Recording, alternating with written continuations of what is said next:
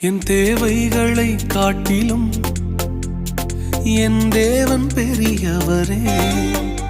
என் சூழ்நிலையை பார்க்கிலும் என் இரட்சகர் பெரியவரே.